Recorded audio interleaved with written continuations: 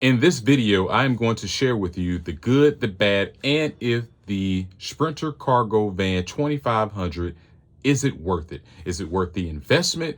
How much money you could make? And if I had the opportunity to get another cargo van, would I get the Sprinter Cargo Van again? The answer may surprise you based off of the experience that I had with the first 2 years of hell. We'll get to that at the end, but first we're going to talk about the good, the bad, and like I said before, at the end we will talk about, is this worth it? Can you make money from this? Okay, so here we are. First, the good. The good thing about the Sprinter Cargo Van, I bought it brand new. It was a 2020 high roof 144 Sprinter Cargo Van, and it comes with a 100,000 mile warranty, which is really good. All right. The professional look, when you are going into certain neighborhoods, when you're going on campuses such as elementary schools, middle schools, high schools, and colleges, it's a very good professional look. People are going to start asking questions. They want to know, who are you? What type of business that you do? This gets you circulating throughout, different worlds eventually. So the next thing, this baby drives very smooth. I mean, I was very surprised by the Sprinter van because, I've never, driven one. I've driven a van before, but Mercedes really did do a good job in building this. I mean, this drives better than my car. I had a Mercedes compressor, so I'm very surprised how they built this, how it handles on the road. The steering is very smooth. I can't explain the feeling of it, but it's really good. The drive, as far as the drivability, the cameras on it, the comfortable seats, the mirrors, the acceleration and braking when you have a big load and when you have a small load. So like I said before, Mercedes really did put in the work, how they engineered this bad boy to just, like I said, it's a work van, but it's more of a luxury for someone who is in this industry, in this business, because you have some work vans that's just it's a piece of crap. People don't take care of it, they don't look after it. But Mercedes, how they designed it, and just I really just can't explain it. They really did do a good job with it. So another good thing about the Sprinter Cargo Van is the screen. The screen on mine's, when backing up, is very good. Like I said, the cameras are top notch on these bad boys. So it's a very widescreen. I've been in other Sprinters and the camera is in a very small rear view mirror, and I'm telling you, it is not good.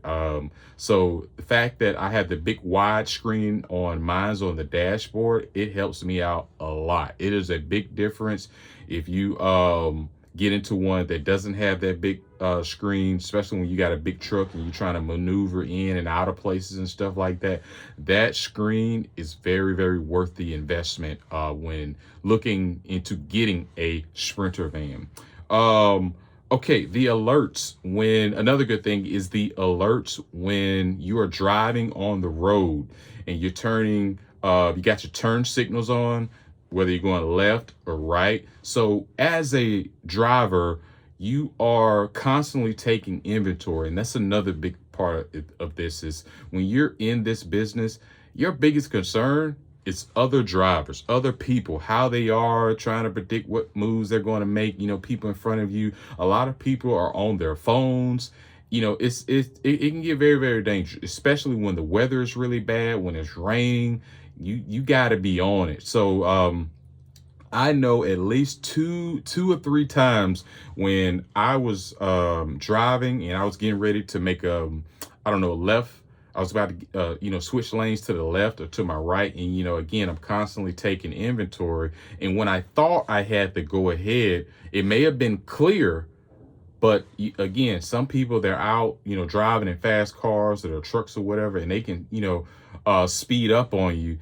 And I was alerted numerous of times to not to go into the next lane because that would have been a wreck. So again, how Mercedes built these bad boys, I mean, again, they saved me a good amount of money from not, having a wreck by alerting me, because what you think you may not know at certain times. And so now you have this technology as your friend, this technology as someone who is watching your sixes, they would say. All right. So another thing is the keys. When you get a Sprinter, I don't know if all Sprinters, this happened with all Sprinter cargo vans, but I think it's about 4 keys. Now, if you know anything about Mercedes keys, they can get very, very expensive. So when they give you those 4 keys and one of them goes out, this is a good thing. It's going to save you money down the road because again, these keys can get very, very expensive. Another good thing, this cargo van, you can turn it into your mobile office. Seriously. Instead of having an office like I did before with my delivery service, I had, again, that was another rent payment, water, internet, lights. So you're looking at anywhere between $1,000 to $1,500, sometimes even more. So just by me having this puts back $1,500 back into my pocket, because this is a mobile office now. And a lot of this sparked with the pandemic. When that happened, I was, like I said before, I was already looking into getting a cargo van because of the clientele and the demand that, I started to get, requests for people wanting bikes and TVs and all these different type of things. And like I said, I started out with my car. So, with what COVID did, it really just changed how businesses operate, which is a good thing because again, I've been able to save money. I'm mobile, and so like I said, this could be your office. And what really did it for me, I was watching YouTube and I would see people. It was this trend called van life, and I'm like, wow. If people are living in these things, I can operate a business out of this bad boy. And I've been able to do this so far. So I've seen people, if you're an electrician, mechanic, you have a delivery service, catering, all of these things, I'm telling you, the cargo van is your ticket. So that is another good thing about the cargo van. Also, it's a mobile billboard, okay? What do you mean by it being a mobile billboard? I have spent money on digital billboards, static billboards. I've spent money with the university as far as the bikes, not the bikes, the buses. I've made more money. I've gotten more leads and sales through my cargo van being wrapped than all the money that I spent with the university, static billboard, and the digital billboard combined. So again, this is a mobile billboard. And what I mean by that is I am getting traffic while I am in traffic. What do I mean by that? Let me say that again.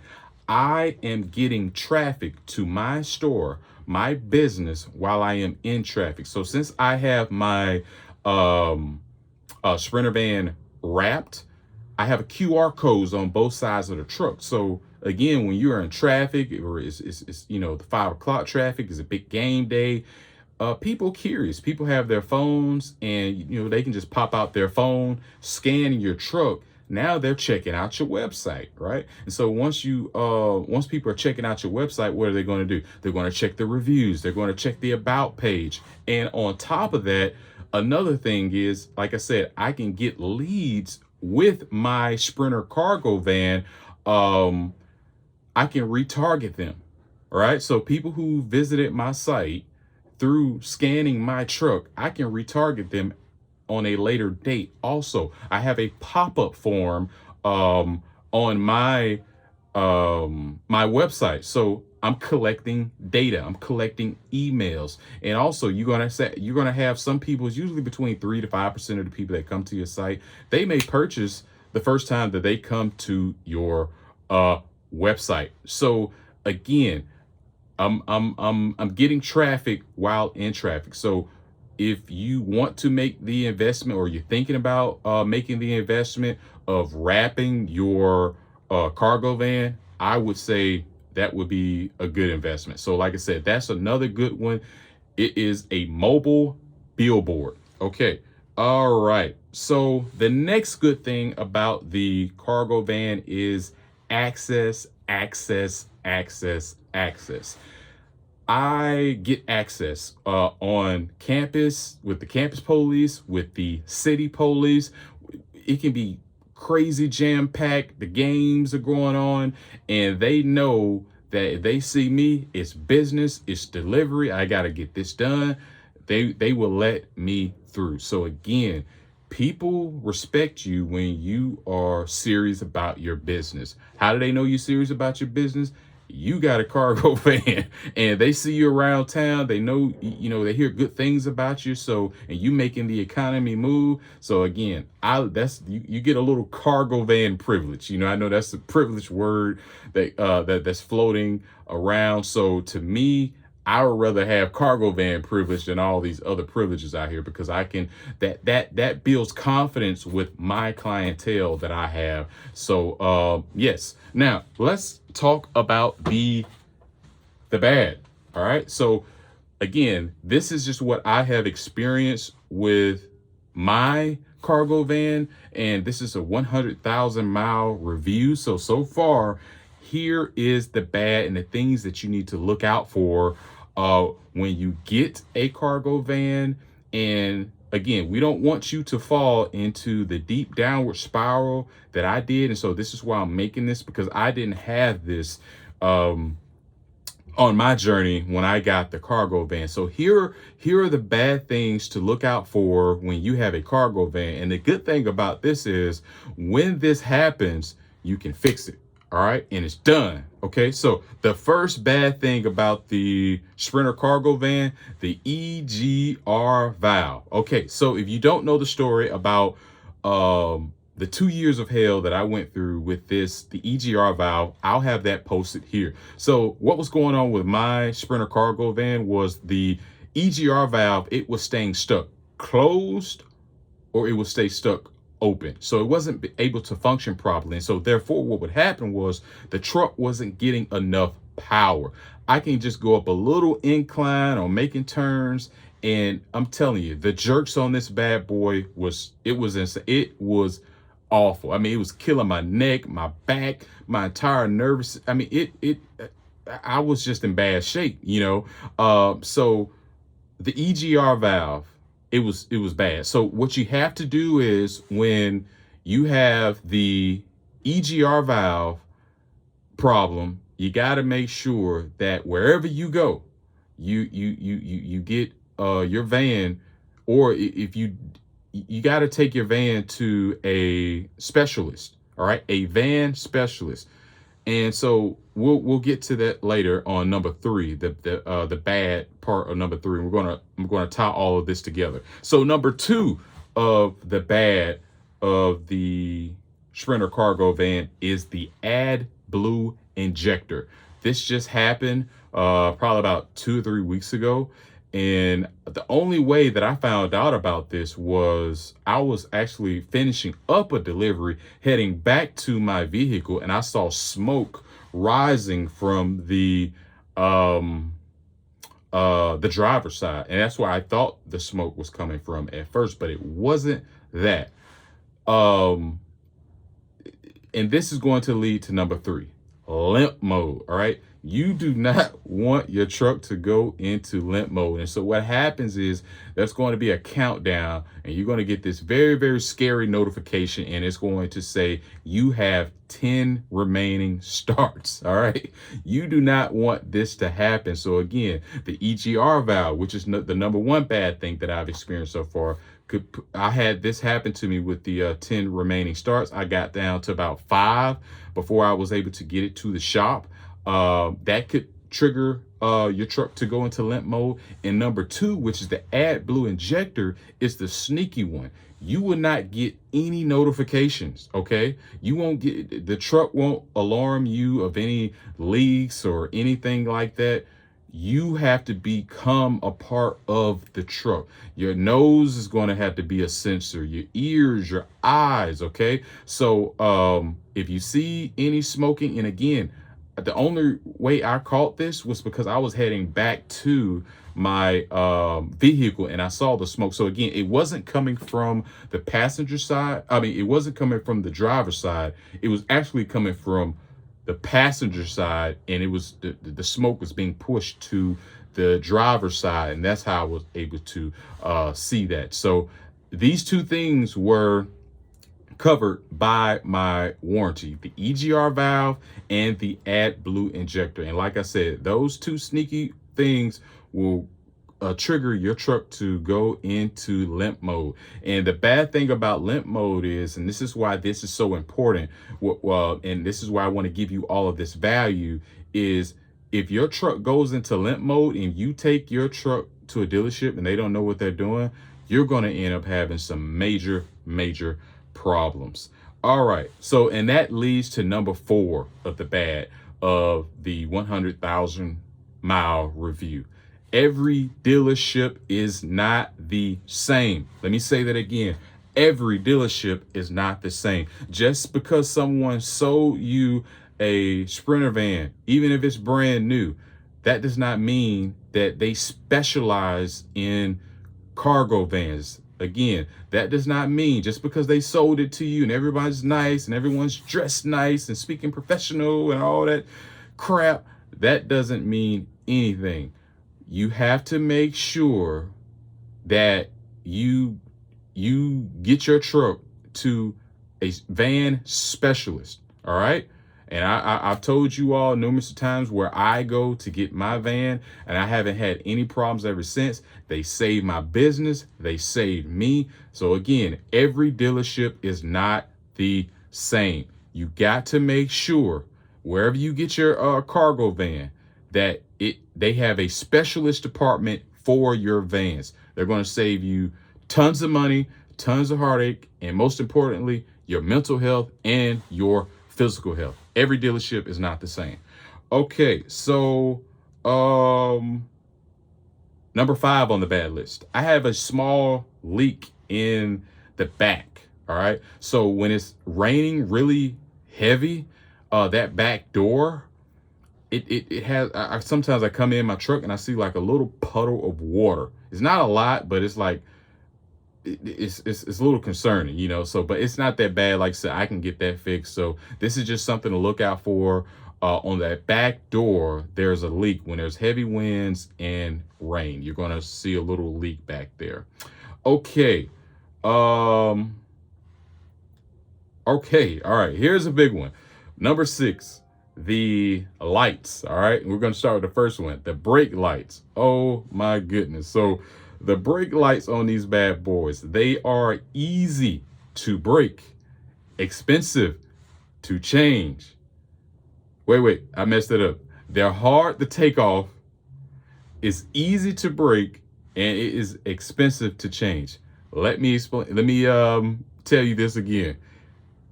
Hard to take off, easy to break, and expensive to change. So you have to go in like you are a surgeon, taking these brake lamps off and changing the bulbs.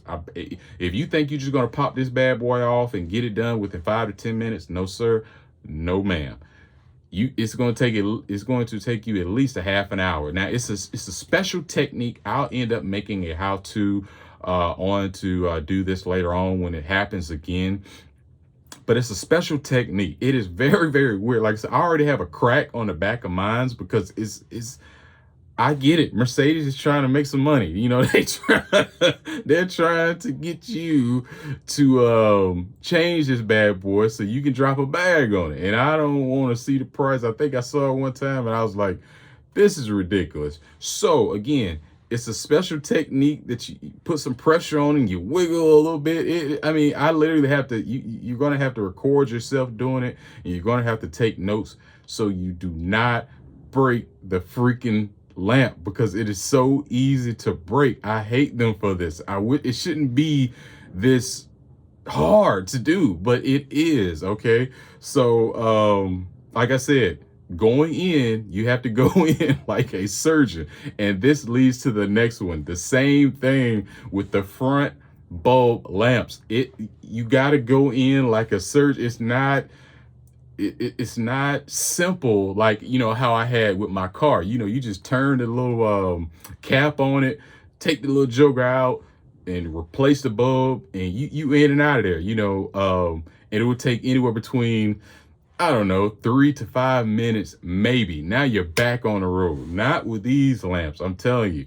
I'm gonna tell you guys one more time. It is hard to take off, easy to break, and expensive to change. Know this going in. If you think you're going to go in there and cowboy your way in, I'm telling you, you're going to have a major bill from Mercedes. And I don't want that for you, okay? All right, so the next one. Oh my gosh, this one will scare you.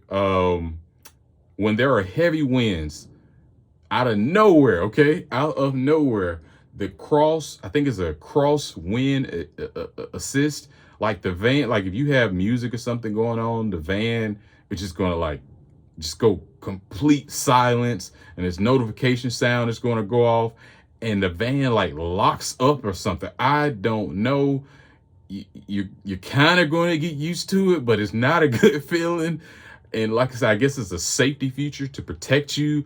But man, I haven't gotten used to it, but now I understand that is a feature to protect you with the heavy crosswinds, because with the heavy load or even a light load, sometimes that wind, man, it can get you. So I haven't had any problems, but like I said, you just got to be aware of your surroundings, people on that are around you. So yeah, that crosswind assist, you got to watch out for it. Like I say, it is there to protect you. I haven't had any problems, but it will scare the hell out of you. Okay, so the next thing is the Bluetooth connection. 98% of the time, Bluetooth will work, but I have had times where it just did whatever it wanted to do. Like I would try to connect my phone to the truck, and it didn't do anything. And so I don't know, but like I said, the majority of the time it works. So, all right, cool. The next one. Okay, so I'll have the sound here. You may hear this sound if you have a cargo van, or if you do hear this sound if you end up getting the cargo van. This is what it is, and I'll have it posted here somewhere, and I'll pause a little bit for that.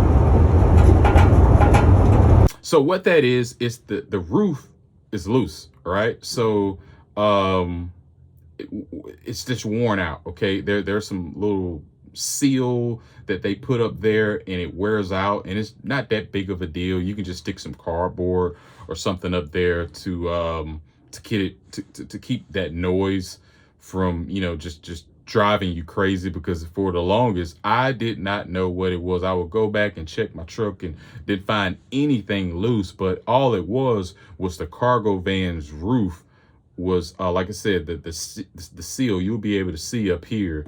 Okay, yeah, you can see right here the seal is gone. It's some I don't know what type of chemical that they use, but I got to get to like Home Depot or Lowe's and find something. But I got some cardboard on the other side back here that has stopped this part here, the roof, from hitting this. It would drive you crazy. Okay, so the next thing, this is a big one that I do not like, that's in the bad of the Sprinter cargo van. And this just happened to me, and I'm happy to share this with you so you can know going in, looking forward. The battery is under the seat. You understand? The battery is under the seat. So no more going to AutoZone, O'Reilly's, and, making a quick stop. Hey, pop this joker out of there, pop a new one in there, you're back on the road. No, you got to go to the dealership. a smart move by them. I hate it, but I understand from their perspective. The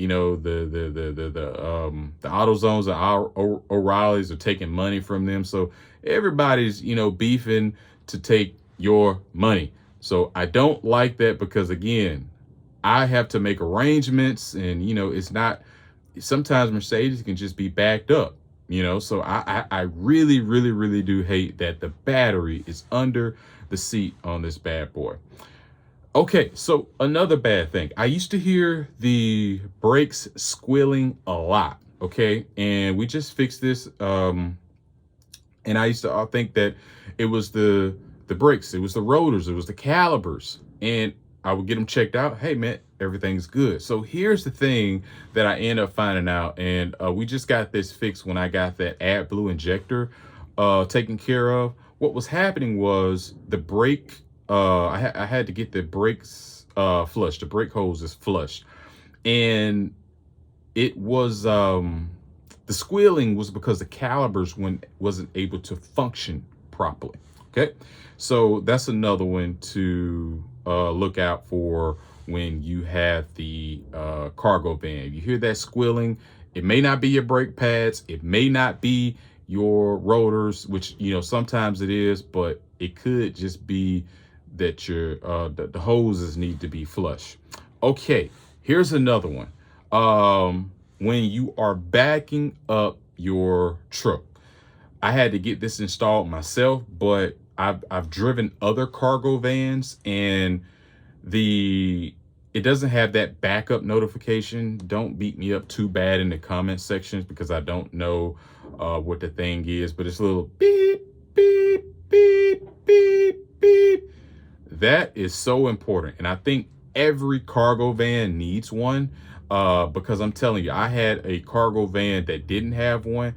People don't be paying attention, y'all. Again, you're responsible for other people. You're responsible for protecting other people, other humans, from themselves. Unfortunately, when you have a cargo van, you are responsible for them. I had a cargo van and it didn't have it, and I thought that it did have it because I've been, rolling in my baby for so long. And I had two people who was just walking while I was backing up. So again, I didn't have that notification sound, and also it didn't have the same camera size on the dash, which is very important. So I'm backing up and I'm looking at this little bitty rear view mirror camera in this big cargo van. It's just a complete disaster. So yeah, that we explain the good, we explain the bad for my 100,000 mile review so far with the Sprinter Cargo Van 2500. So like I told you at the beginning of this video, is it worth it?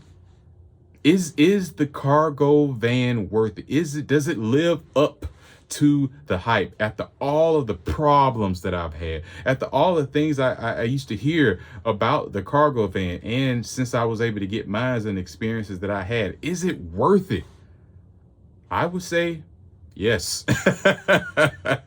Even though, again, because I have to look at it from, see a lot of the frustrations that many people have, I guarantee you, okay, the lights just went off. Okay, we are back. Unfortunately, the lights went off. So I think I was talking about the is the cargo van worth it? I heard so many things about the cargo van before, all the bad, and like I said, I was one of those people who was caught up in that hell, and I've seen so many horror stories, and I'm telling you, the big thing is, every dealership is not the same. Just because, and this is how I was when I was in the situation that I was in. Where I bought it from, brand new, I thought in my head, in my logic, since I bought it here, they know what to do. That is a lie. So if it wasn't for the van specialist in Birmingham, who does they specialize, they have a department just for vans. If it wasn't for them, I would tell you right here, right now, that the cargo van is not worth it. But I can't do that. Nope, nope, nope, nope. This bad boy is worth it. Every penny. Compared to the bad that I told you all, when this bad boy is operating and it's working, it gets the job done. I own a delivery service, so I can do catering. I've done catering orders. I can do food delivery. This past holiday season, I was delivering people trees, Christmas trees for their family, furniture. You could do so much with this bad boy. And so, like I told you all before I was having all of these problems with this, can you make over six figures? Can you make over 80,000? Okay, yeah. Can you make over 80,000? Can you make over six figures with this? Absolutely. Like I said, I was on my way to making $100,000 until all the problems started happening. Like I said, I'll have that video posted. You can go through that so you can avoid the costly mistakes that I did. So if you do get on the roll and you do start having problems, you now have a resource on what to do, because now you have options. Now you have someone who went through the 2 years of hell that I went through. So you do not have to go through that. So now, if I had to do all of this again, would I purchase the cargo van?